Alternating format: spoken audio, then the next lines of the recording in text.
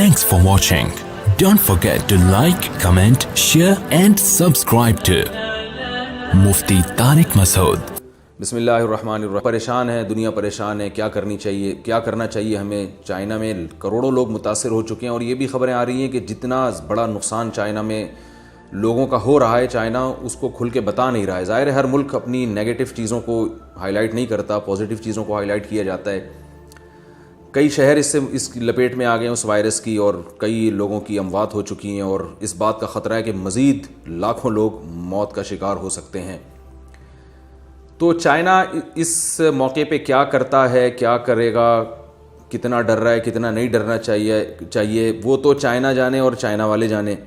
لیکن چونکہ چائنا پاکستان کا پڑوسی ملک ہے اور ہم مسلمان ہیں، تو اسلام نے ہمیں اس بارے میں کیا ہدایات دی ہیں کہ جب کسی علاقے میں کوئی بیماری پھیل جائے، وبا پھیل جائے جو لگتی ہو ایک دوسرے سے، یعنی متعدی ہو وہ، تو مسلمان کو ایسے موقع پہ کیا کرنا چاہیے؟ کیا گھبرانا چاہیے، ڈرنا چاہیے؟ بعض لوگ کو بیماری سے نہیں مرتے، ٹینشن سے آدھے ہو جاتے ہیں وہ.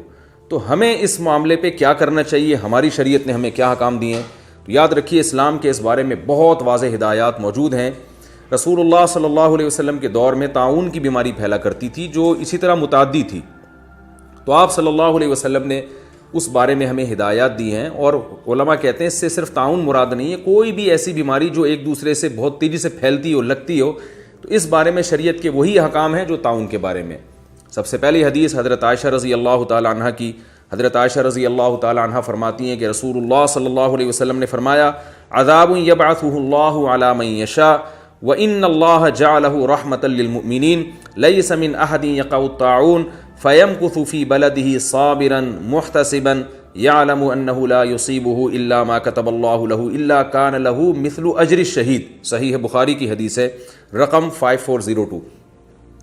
تو اس حدیث میں رسول اللہ صلی اللہ علیہ وسلم نے فرمایا کہ اصل میں یہ ایک عذاب ہے جو اللہ تعالیٰ جس قوم پہ چاہتے ہیں مسلط کر دیتے ہیں.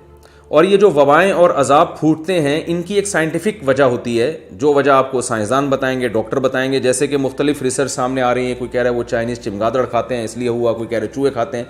ہمیں اس سے غرض نہیں ہے کہ چمگادڑ کھانے سے ہوا ہو یا کتے بلی کھانے سے یا چوہے کھانے سے ہوا ہو. تو یہ جو ہے کہ وہ ایک سائنٹیفک وجہ ہے کہ وہ، جیسے میں نے عرض کیا کہ چمگادڑ کھانے سے ہے یا کچھ اور کھانے سے، یہ تو ایک میڈیکلی ایک وجہ ہو سکتی ہے. لیکن رسول اللہ صلی اللہ علیہ وسلم کی ایک حدیث ہمارے پاس موجود ہے جس سے پتہ چلتا ہے کہ کسی بھی آزمائش کی یا کسی بھی بیماری کی میڈیکلی وجہ تو ہوتی ہے، لیکن وہ وجہ بھی اللہ کے حکم سے ہوتی ہے. بھئی اللہ جب چاہیں کسی بیماری کو کا کوئی بھی سبب بنا کے وہ بیماری پھیلا دیں. تو ایسی بیماریاں جن کا پہلے وجود نہیں ملتا، نبی صلی اللہ علیہ وسلم نے فرمایا کہ لم تظہر الفاحشۃ فی قوم قط حتی یعلنوا بها الا فشا فیہم الطاعون والاوجاع التي لم تکن مضت فی اسلافہم الذین مضوا. ابن ماجہ کی روایت، حدیث نمبر 4019. فرمایا جب کسی قوم میں بے حیائی پھیلتی ہے، اور کھلی بے حیائی، کھل کے سب کی ساری دنیا کے سامنے جو قوم بے حیائی کرنا شروع کر دے، تو آپ صلی اللہ علیہ وسلم نے فرمایا کہ پھر اس قوم میں ایسی بیماریاں پھیلتی ہیں، طاعون جیسی، اور اس کے علاوہ ایسی تکلیفیں پھیلتی ہیں جو ان کے پہلے لوگوں نے کبھی دیکھی بھی نہیں ہوتی. تو نئی بیماریاں جو دنیا میں آ رہی ہیں، ایسی خطرناک بیماریاں. ایڈز کا آپ کو پتہ ہے پہلے کوئی تصور نہیں تھا، کوئی نام نہیں جانتا تھا. کیسی خطرناک طریقے سے کتنے لوگوں کو یہ اس بیماری نے اپنی لپیٹ میں لے لیا. اور یہ جو وائرس پھیلا ہے بہت تیزی سے پھیل رہا ہے، اللہ تعالیٰ سب کو محفوظ رکھے.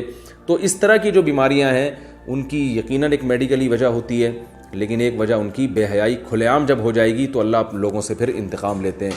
تو یہ بھی وجہ ہے، لہذا بے حیائی پہ بھی کنٹرول کرنے کی ہمیں بہت شدید ضرورت ہے. تو وہ کیا کرنا چاہیے ان کو اس موقع پہ؟ وہ تو ان کی گورنمنٹ کر رہی ہے، ہمیں کیا کرنے کا حکم ہے؟ تو پہلی بات یہ کہ ہمیں سب سے پہلے رسول اللہ صلی اللہ علیہ وسلم نے تسلی دی ہے، ہمیں ٹینشن نہیں لینی ہے. وہ تسلی کیسے دی ہے؟ جو میں نے حدیث آپ کے سامنے صحیح بخاری کی پڑھی. آپ صلی اللہ علیہ وسلم نے فرمایا اصل میں تو یہ عذاب ہے، اللہ جس پہ چاہے مسلط کرتا ہے، لیکن کہ اللہ نے اس کو رحمۃ للمؤمنین، مومنین کے لیے رحمت بنا دی ہے. رسول اللہ صلی اللہ علیہ وسلم نے ارشاد فرمایا کہ مسلمان کو جو اللہ پر ایمان رکھتا ہے اس کو ایک کانٹا بھی اگر چبھتا ہے تو اس کے بدلے میں بھی اس کا گناہ معاف ہوتا ہے.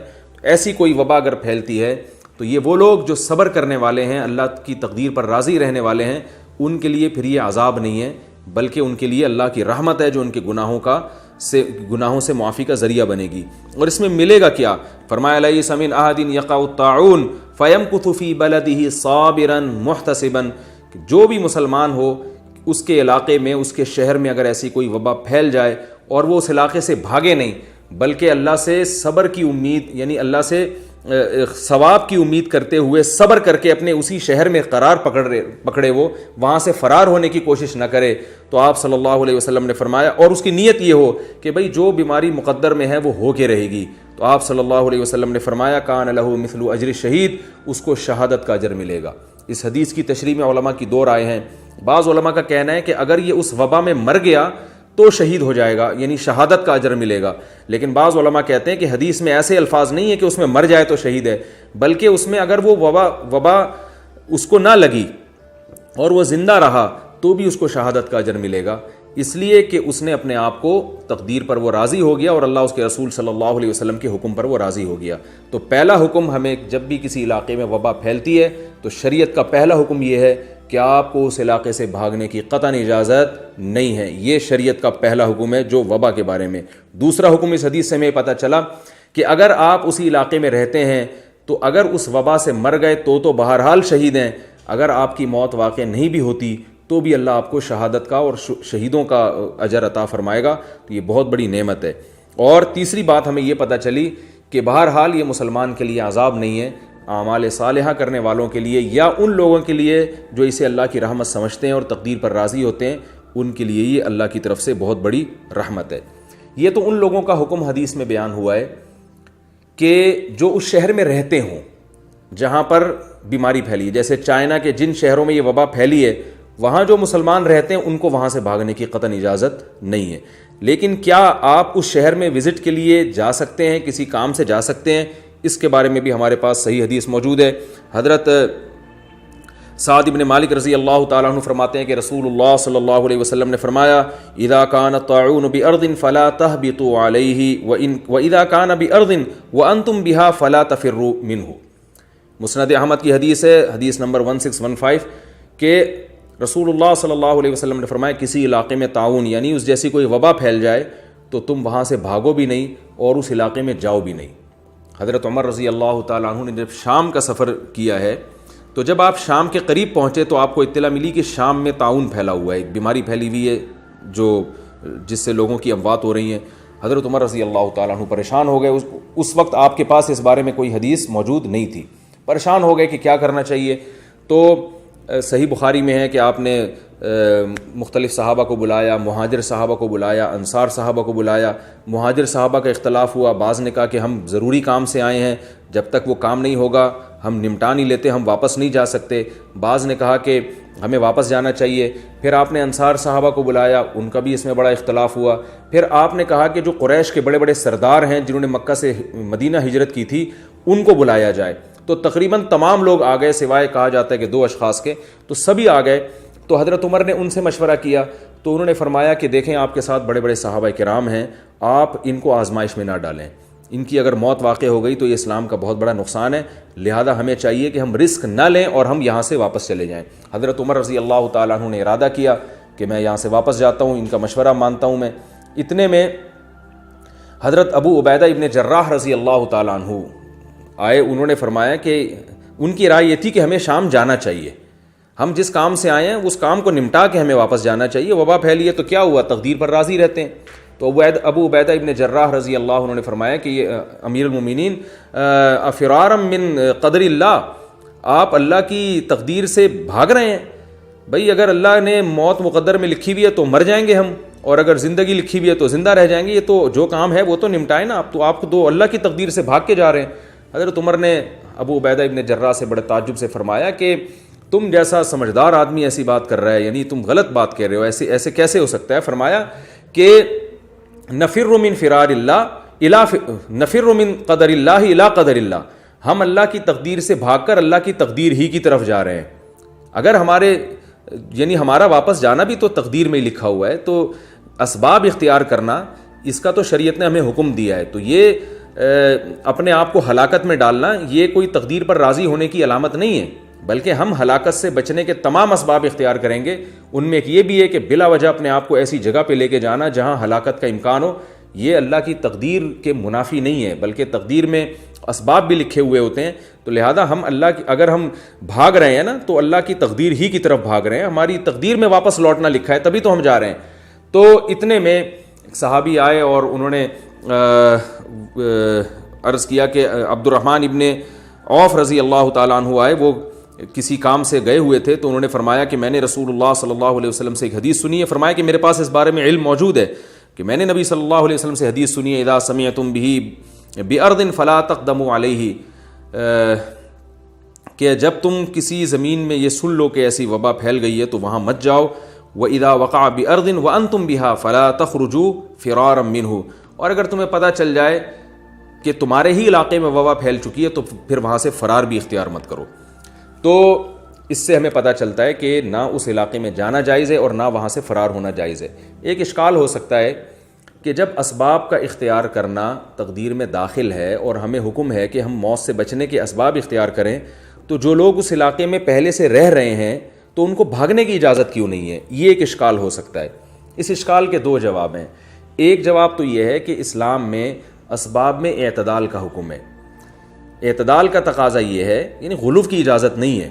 دیکھیے آپ کی دکان سونے کی ہے، آپ ایک گارڈ رکھ لیں یا 2 گارڈ رکھ لیں یا 3 گارڈ رکھ لیں تو سمجھ میں آتا ہے، لیکن آپ نے اتنے سارے گارڈ وہاں لا کے رکھ لیے کہ اتنے کی دکان نہیں ہے جتنی قیمت آپ کو گارڈ کو حفاظت کے لیے دینی پڑ رہی ہے. تو یہ غلو ہے اسباب میں. تو رسول اللہ صلی اللہ علیہ وسلم نے حکم دیا اجملوا فی الطلب، ہر چیز کو طلب کرنے میں اعتدال سے کام لو. تو اپنے آپ کو آزمائش میں ڈالنا اس کی اجازت نہیں ہے. خام خواہ آپ ایسے علاقے میں جائیں جہاں بیماری پھیلی ہوئی ہے، یہ غلو ہے. لیکن اس علاقے سے بھاگنے کی بھی اجازت آپ کو نہیں ہے، اس لیے کہ جب اس علاقے میں پھیل گئی ہے تو جیسے دوسرے لوگ ہیں، آپ اگر چھوڑ کے بھاگ جائیں گے ان بیچاروں کی تیمارداری کون کرے گا؟ ہر آدمی بھاگ نہیں سکتا. مالدار لوگ بھاگ جائیں گے، غریب رہ جائیں گے، یا جو مریضوں کی تیمارداری کرنے والے لوگ ہیں وہ بھی بھاگ جائیں گے، مریض اکیلے رہ جائیں گے. تو ایسے غم کے موقع پہ اپنے قوم کا ساتھ چھوڑ دینا یہ غیر اخلاقی اور غیر شائستہ حرکت ہے. تو ایک وجہ تو یہ ہو سکتی ہے کہ جس وجہ سے شریعت نے منع کیا. اور دوسری وجہ جو آج جس کو میڈیکل سائنس نے ثابت کیا ہے، وہ 1400 سال پہلے رسول اللہ صلی اللہ علیہ وسلم نے ہمیں حکم دیا کہ ایسے علاقے سے مت جاؤ. تو آج میڈیکلی بھی یہ ثابت ہو چکا ہے کہ بعض دفعہ جب کسی علاقے میں وبا پھیلتی ہے تو ایک آدمی اپنے آپ کو سمجھتا ہے کہ مجھ میں وہ جراثیم نہیں ہیں، حالانکہ اس میں ہوتے ہیں. جب وہ اس علاقے سے بھاگ کے دوسرے علاقے میں جائے گا تو وہاں بھی یہ وبا پھیلا دے گا. تو عین ممکن ہے رسول اللہ صلی اللہ علیہ وسلم نے اس وجہ سے منع کیا ہو. تو ہمیں وجہ نہیں بیان کی گئی، لیکن آپ صلی اللہ علیہ وسلم کا حکم کی جو بھی وجہ ہو، ہمیں وہ ہماری سراخوں پر ہمیں اس کو فالو کرنے کا حکم ہے، تو ہم اس کو فالو کریں گے. تو ہمیں حکم دے دیا گیا صاف لفظوں میں کہ نہ اس علاقے میں آپ کو جانے کی اجازت ہے اور نہ وہاں سے آپ کو بھاگنے کی اجازت ہے.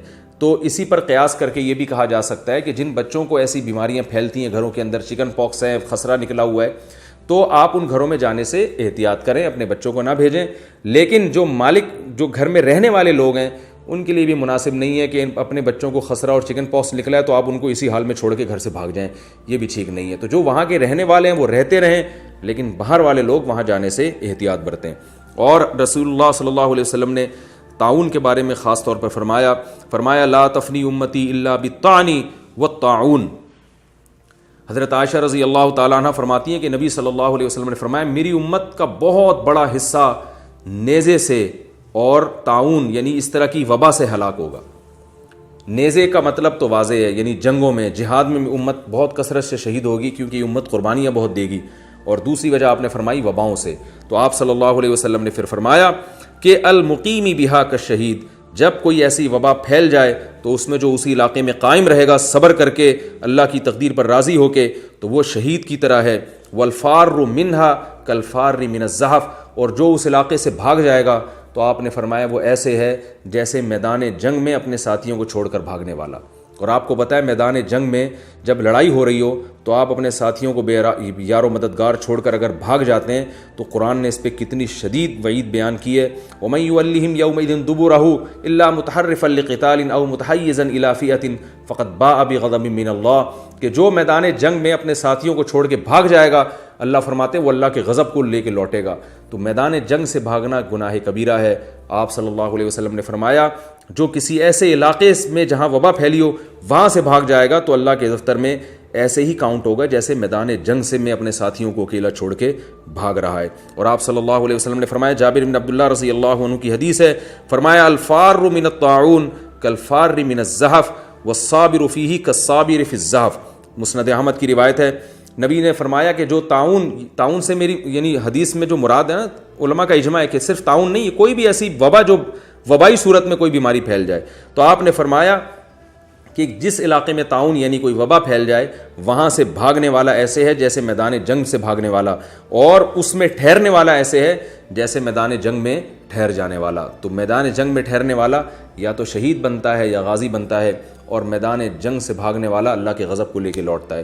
جو مسلمان بھی ان کنٹریز میں رہتے ہیں ان کی ذمہ داری ہے کہ وہ صبر کر کے جس شہر میں وبا پھیلی ہے اس شہر میں نہ تو جائیں, اور اگر پہلے سے اس شہر میں رہتے ہیں تو وہاں سے بھاگے بھی نہیں. اور جو ہمارے پاکستانی مسلمان ہیں جو بڑے پریشان ہیں کہ پتہ نہیں یہ چائنا تو ہمارے پڑوس میں تو یہاں بھی آ جائے گی وبا, تو بھائی آپ ٹینشن نہ لیں.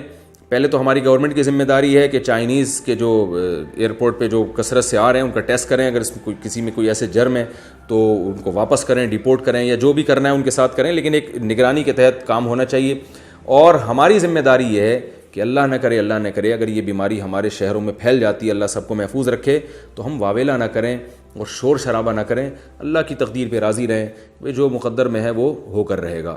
تو ایسی صورت میں تو یہ اجر ملے گا, اور اگر آپ نے واویلا کیا, شور شرابہ کیا, ادھر ادھر سے بھاگنے کی کوشش کی, ہائے ہوئے کیا, تو پھر نتیجہ یہ نکلے گا کہ صبر کے اجر سے آپ محروم ہو جائیں گے. اور اگر مقدر میں مرنا ہوا تو مریں گے بھی, وہ تو موت بھی ہوگی, بیماری بھی ہوگی, اور اجر کے بغیر ہوگی. تو جو ہونا ہے وہ تو ہو کے رہے گا, تو کیوں نہ جو بھی ہونا ہے اس کو اپنے حق میں ہم فائدے کی چیز بنا لیں. اللہ تعالی ہم سب کو عمل کی توفیق عطا فرمائے. Thanks for watching. Don't forget to like, comment, share and subscribe to Mufti Tariq Masood Speeches channel.